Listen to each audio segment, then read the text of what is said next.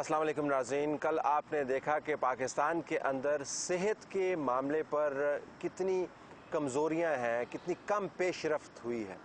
یہ وہ مہینہ ہے جس کے اندر ہم نے آزادی حاصل کی، آزادی کی نعمت سے ہم مالا مال ہیں اور اس کے فوائد بھی بہت زیادہ ہیں، لیکن یہ فوائد لوگوں کو سمجھانے کے لیے سہولیات بھی فراہم کرنی ہوں گی۔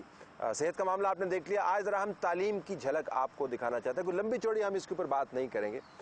ہم سب کے بچے اسکولوں میں جاتے ہیں، جو متوسط طبقہ ہے اس کے بچے مختلف قسم کے اسکولوں میں جاتے ہیں، جو افورڈ نہیں کر سکتے جو بھی اسکول اویلیبل ہے وہاں پر بھیجتے ہیں، جو ذرا سے متوسط طبقے سے اوپر کی لائن میں لوگ ہیں وہ اپنی جیب کی وسعت اور اپنی استطاعت کے مطابق اسکول چوز کر سکتے ہیں۔ تعلیم سب کو چاہیے اور پاکستان میں جتنی تعلیم کی ضرورت ہے، جتنی مانگ ہے، شاید بہت کم ایسے ممالک ہوں گے جہاں پر لوگوں کی خواہش کے مطابق اتنی بڑی ڈیمانڈ بنی ہوگی۔ لیکن ریاست نے نعروں کے علاوہ تعلیم کے دیرینہ مسئلے کا کوئی بڑا حل نہیں کیا۔ ہماری ایک عادت ہے کہ جہاں پر ہم سے بہت بڑی کوتاہی ہو جاتی ہے وہاں پر ہم اتنا ہی بڑا پروپیگنڈا کرتے ہیں، یعنی جہاں پر جتنا بڑا گھاؤ ہے اس کے اوپر اتنا ہی بڑا اشتہار ہم لگا دیتے ہیں۔ یعنی آزادی کے مہینے کو ہی اگر آپ دیکھ لیں تو جس دھوم دھڑکے کے ساتھ آفیشلی ہم اس کو مناتے ہیں اسے پتہ ہی چلتا ہے کہ ہم اندر سے آفیشلی کتنے کھوکھلے ہو چکے ہیں۔ تعلیم کے معاملے کے اوپر پوسٹر آپ کو بہت ملیں گے، آپ کو شو کیس پروجیکٹس بہت ملیں گے، اور کچھ نہیں تو 2011 کو تعلیم کا سال قرار دے دیا گیا۔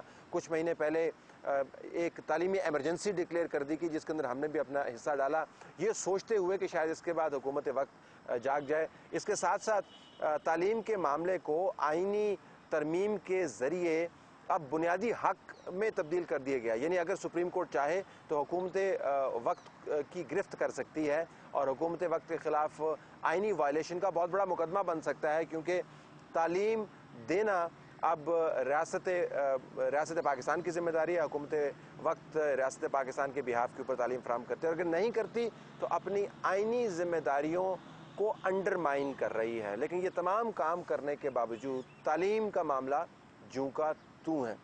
ہم پنجاب کے اندر سے ایک ایشو اٹھاتے ہیں۔ پنجاب میں آپ نے دیکھا ہوگا دانش اسکولوں کی بڑی دھوم ہے۔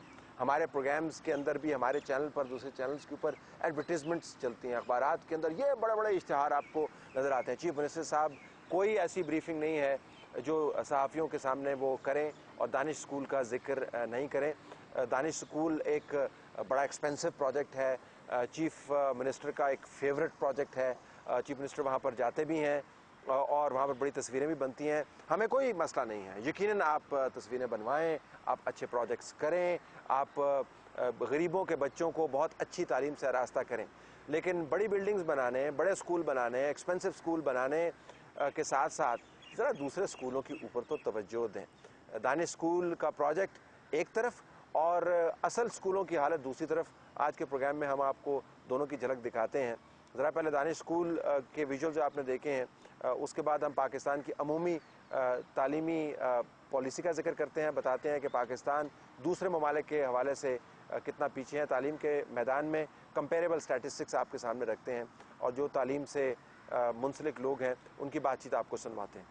پاکستان میں اسکولوں کی حالت زار بدقسمتی سے بہت پور ہے۔ اس کی بنیادی وجہ یہ ہے کہ ہم نے گزشتہ 60 سالوں میں تعلیم پر اتنا خرچ نہیں کیا جتنا کہ ہمیں کرنا چاہیے تھا۔ ایسٹ ایشیا کے ترقی کرنے اور ہم سے آگے نکلنے کی بنیادی وجہ یہی ہے کہ انہوں نے ہیومن ریسورس ڈیولپمنٹ پر فوکس کیا۔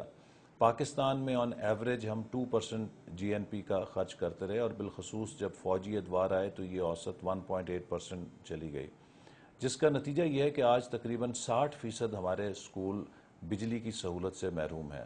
تقریباً 38% اسکولوں میں بچوں اور بچیوں کو ٹوائلٹ کی فیسلٹی نہیں ہے۔ اسی طرح 36% کے قریب اسکول ہیں جہاں پانی پینے کا بچوں اور بچیوں کے لیے موجود نہیں ہے۔ تقریباً 38% اسکولوں کی باؤنڈری والز نہیں ہیں، اور 11 سے 15% اسکول ایسے ہیں کہ جن کے پاس اپنی بلڈنگ نہیں ہے۔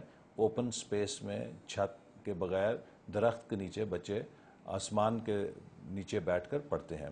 اور اگر ہم کلاس رومز کی کمی کا جائزہ لیں تو وہ بھی تقریباً 40% کے قریب اسکولز ہیں جو کلاس رومز کی کمی کا شکار ہیں۔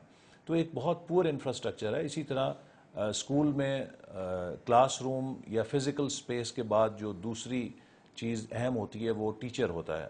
ہمارے ہاں بدقسمتی سے ہم نے ماضی میں میرٹ پر ٹیچرز کی ریکروٹمنٹ نہیں کی، اور ایک بہت بڑی تعداد ہے کہ جو موجودہ دور کی سائنس پڑھانے کے لیے مطلوبہ اہلیت نہیں رکھتی، پھر ان کی ٹریننگ پر توجہ نہیں دی گئی، لہٰذا پور ٹیچرز ہیں جن کی وجہ سے نظام تعلیم میں بہتری نہیں آ رہی۔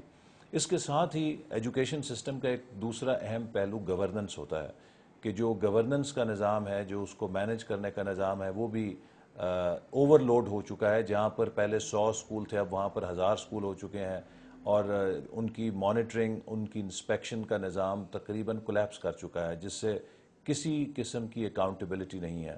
پھر ان اسکولوں کے اندر جو نصاب پڑھایا جا رہا ہے وہ بھی ہماری ضروریات سے ہم آہنگ نہیں ہے، ہماری معیشت کی، ہمارے معاشرے کی اور ہماری مستقبل کی ضروریات سے ریلیونٹ نہیں ہے، لہٰذا ایک بہت بڑی تعداد جو ان اسکولوں سے نکلتی ہے وہ ڈگریاں تو ہاتھ میں لے کر نکلتی ہے، لیکن اس کے لیے کوئی امپلائمنٹ اپرچونٹی نہیں، چونکہ اس کے پاس ریلیونٹ ایجوکیشن نہیں ہے۔